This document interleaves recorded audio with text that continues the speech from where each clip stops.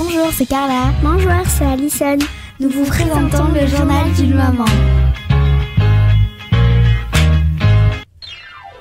Bonjour, je suis très heureuse de vous retrouver aujourd'hui pour une nouvelle émission du journal d'une maman. Nous sommes habillés en rose, donc nous célébrons une nouvelle fois Octobre Rose et nous avons l'honneur de recevoir pour cela le docteur Brigitte Serradour. Bonjour docteur.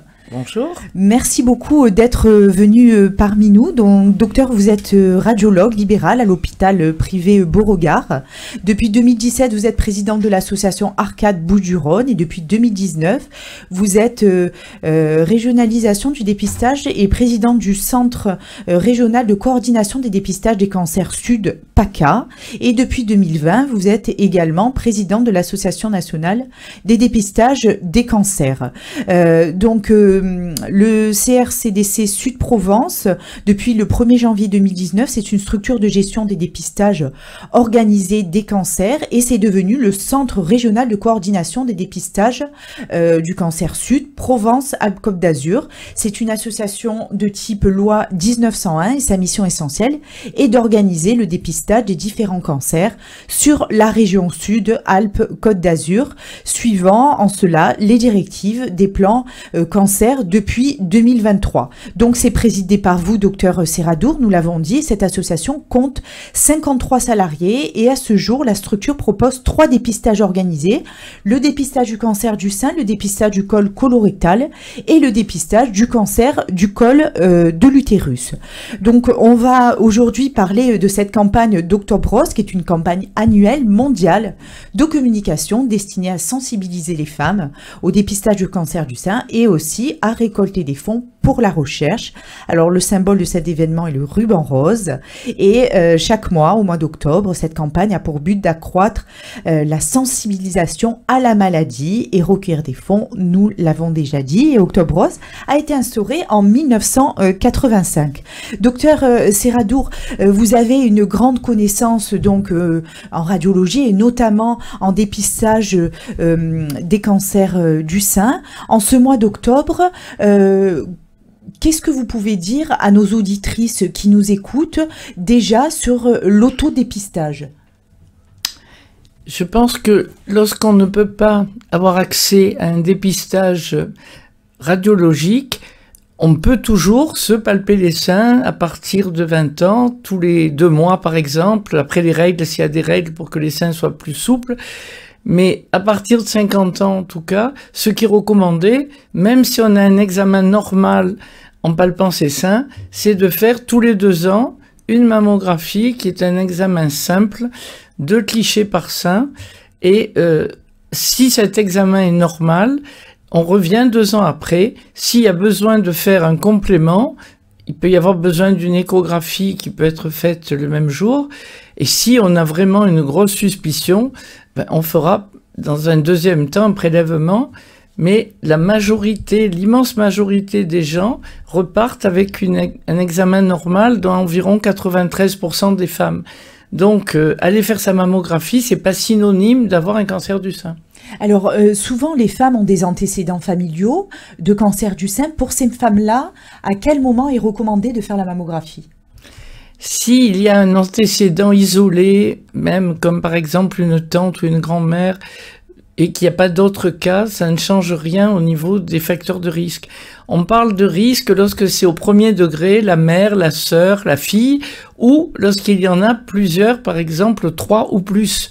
Ces femmes-là ont intérêt à commencer plutôt vers 45 ans ou tout au moins à l'âge de la femme qui a fait son cancer la plus jeune et de venir éventuellement tous les ans. Mais ça se discute avec son médecin. D'accord, oui, c'est pas automatique en fait. Parce qu'il faut pas penser que si on a une arrière-grand-mère qui a fait un cancer du sein, il faut venir tous les ans. D'accord. Ça suffit pas. Je comprends. Alors, vous, comment vous, donc vous l'avez dit, la mammographie suivie d'une échographie, mais ce n'est pas obligatoire.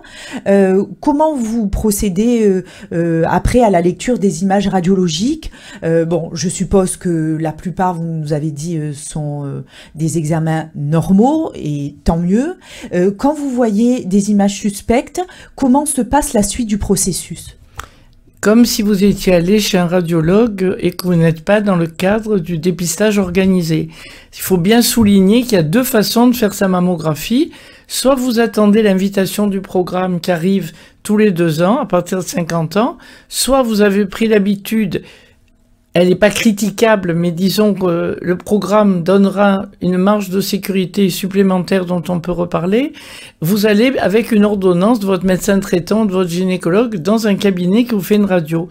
C'est le même système, on vous palpe les seins, on vous fait les 4 clichés, et à l'examen de la radio, si on voit quelque chose de curieux, une image pas tout à fait normale, ou si quelque chose est apparu qui n'était pas là 2 ans avant, parce qu'on travaille toujours par comparaison avec les précédentes, à ce moment-là, en général, l'examen le plus simple sur place, c'est de faire l'échographie pour confirmer si la lésion est vraiment bien repérable et bien visible.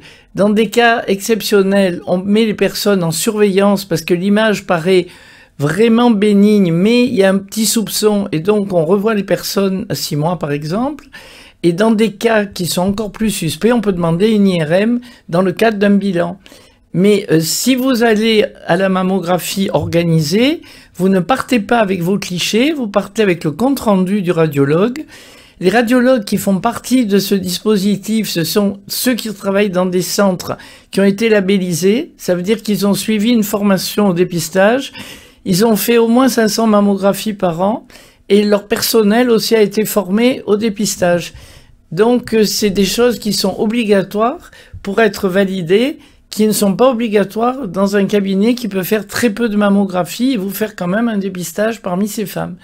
Voilà, donc plutôt aller dans des cabinets validés. Et ensuite, les clichés qui ont été jugés normaux lors de votre examen, on ne vous donnera pas vos clichés pour partir, mais ils sont envoyés au centre régional dont vous avez parlé tout à l'heure, donc je suis la présidente pour la région.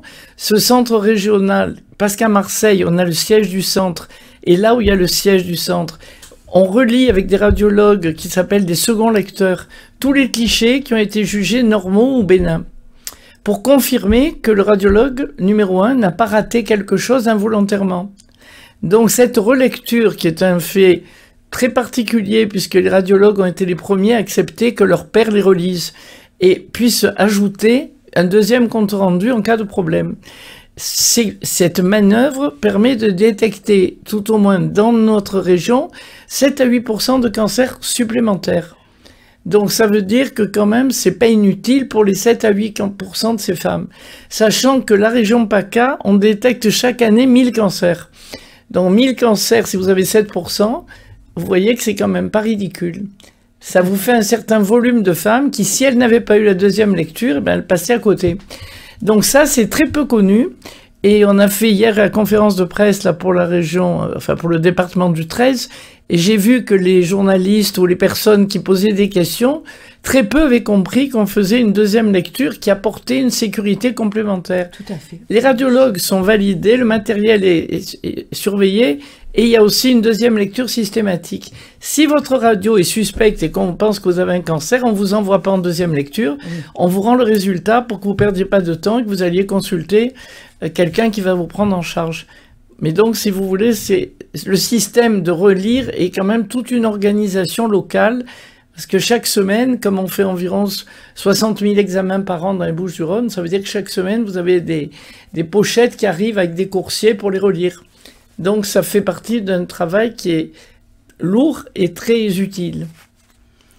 Ben c'est très important ce que vous venez de dire, parce que c'est vrai que je ne le savais pas, je pense que beaucoup de nos auditrices ne le savaient pas non plus. Alors on rappelle que quand même c'est le premier cancer féminin qui se situe au premier rang des cancers incidents chez la femme, nettement devant le cancer du côlon et du rectum, et également le cancer du poumon. C'est aussi celui qui cause le plus grand nombre de décès chez la femme, avec 14% des décès féminins. Ça, c'est des chiffres de 2018, et il représente par ailleurs près de 8% de l'ensemble des décès par cancer, tous sexes confondus. Alors, pour dédramatiser un peu tout ça, docteur, est-ce que vous pouvez nous expliquer rapidement, sans rentrer dans les détails, quelle est la prise en charge de ces cancers quand ils sont dépistés tôt? La chance d'avoir un dépistage systématique, Surtout si vous respectez le rythme, parce que si vous restez 4 ans entre 2 examens, c'est presque comme si vous n'en faisiez pas. C'est un peu comme un vaccin, si vous ne faites pas le rappel. Donc, si vous êtes surveillé entre 2 mammographies, quelque chose peut arriver et vous pouviez n'avoir rien 2 ans avant et qu'une petite lésion se mette à pousser.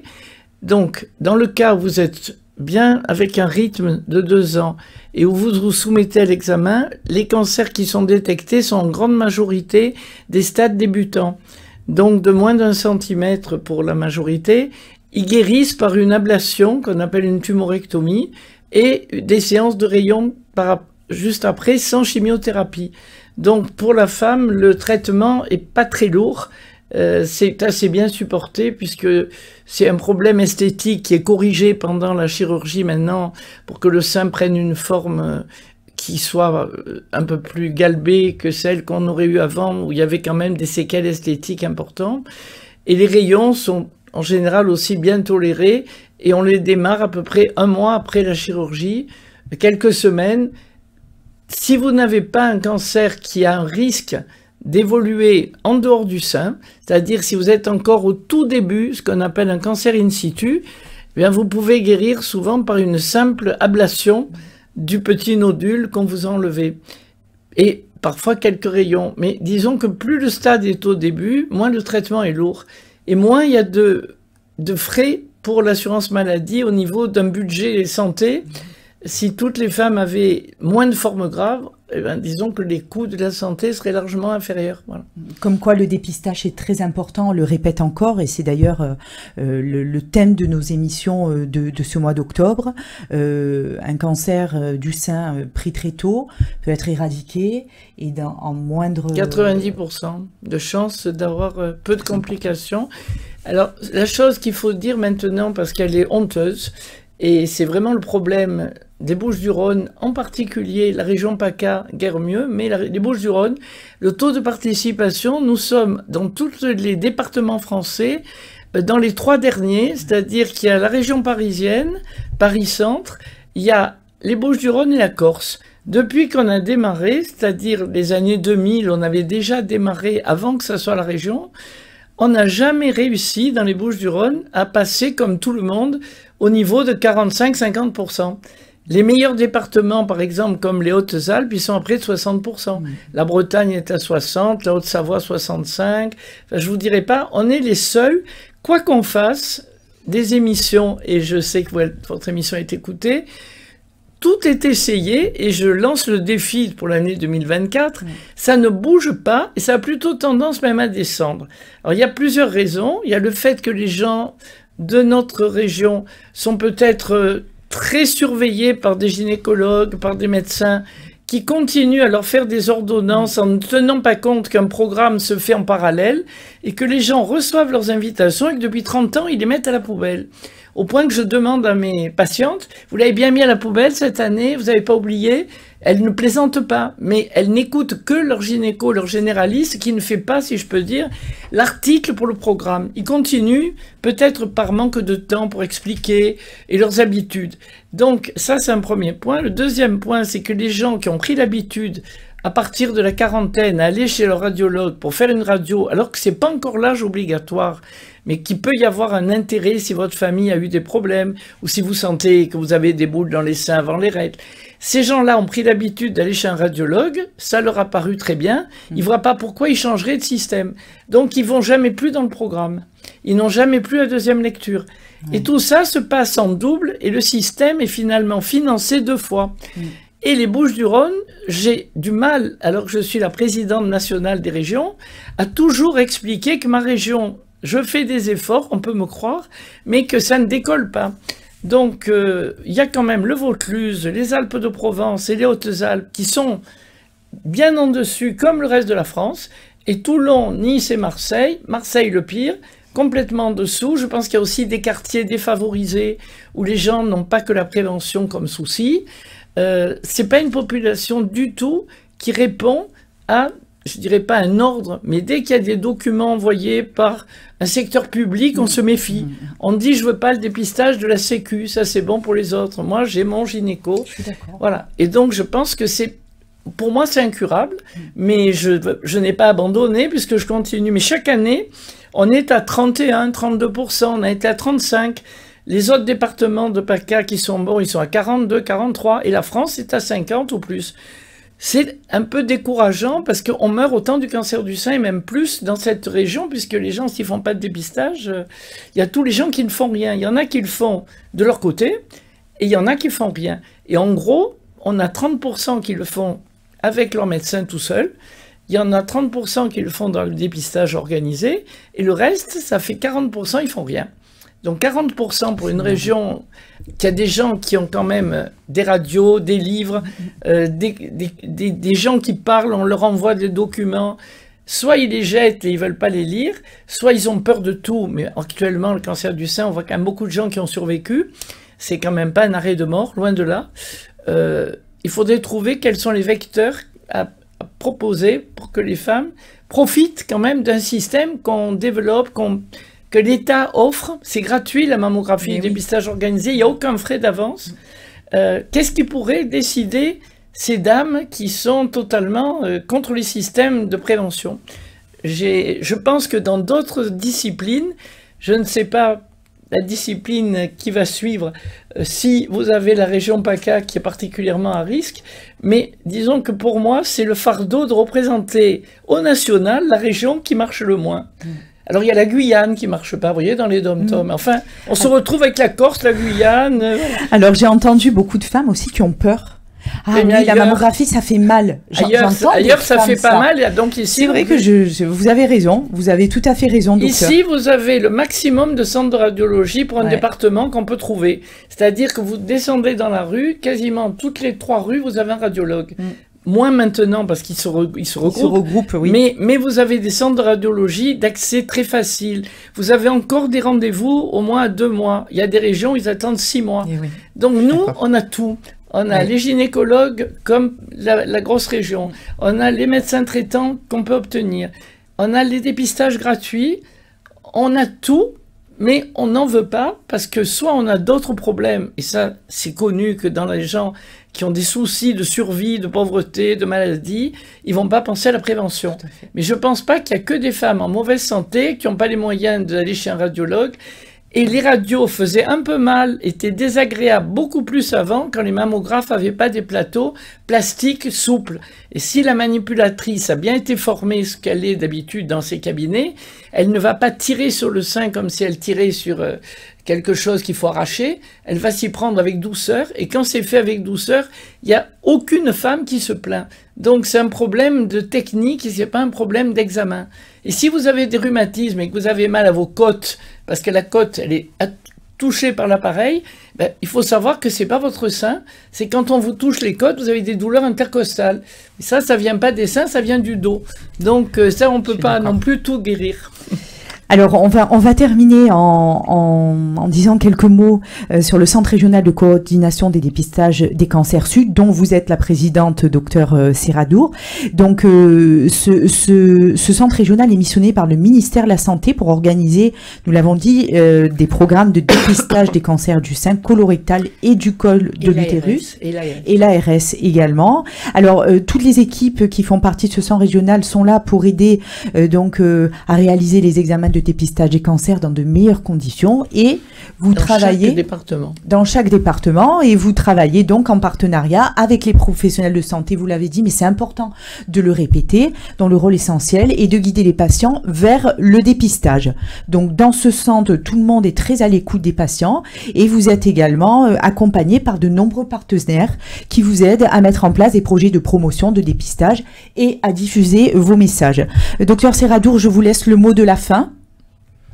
J'espère vous revoir avec un taux de participation à plus de 40%, vous voyez, parce que c'est modeste, mais ça serait déjà un énorme progrès. Eh bien, écoutez, je fais confiance à vos auditrices qui vont être les meilleures, sûrement. On fera le point l'année prochaine et on verra si en 2024, il y a eu plus de femmes qui ont rejoint ces dépistages. En tout cas, docteur, merci beaucoup.